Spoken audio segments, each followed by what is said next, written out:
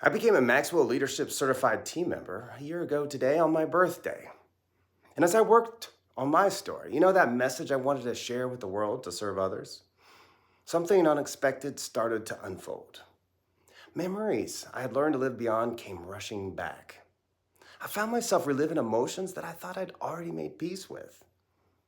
For a long time, I lived the way many high performing leaders do. I focused on results, ignored my feelings, and pushed forward at all cost. And that mindset actually took me pretty far. Because life always brings setbacks, right? Who here hasn't had a setback? I was 23 when my son was born, and that was one of the happiest days of my life.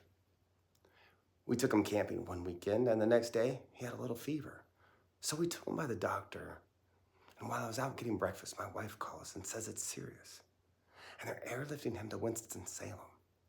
So we rushed to the hospital.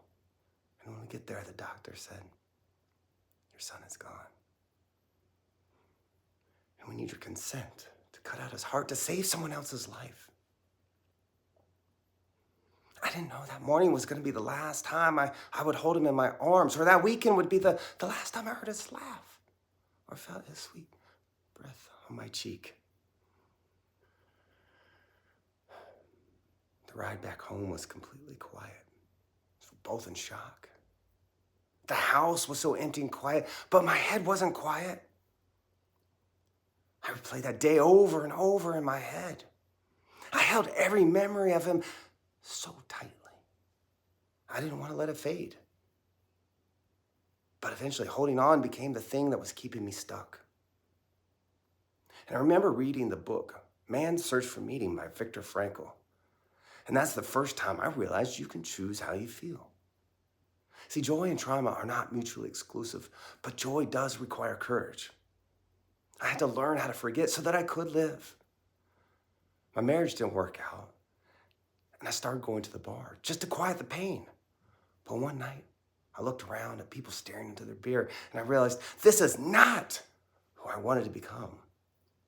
So I started going to the local dojo instead.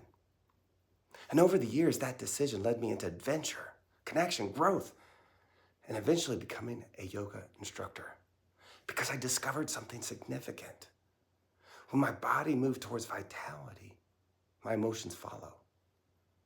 And this lesson isn't theoretical, it's active right now, every day of my life.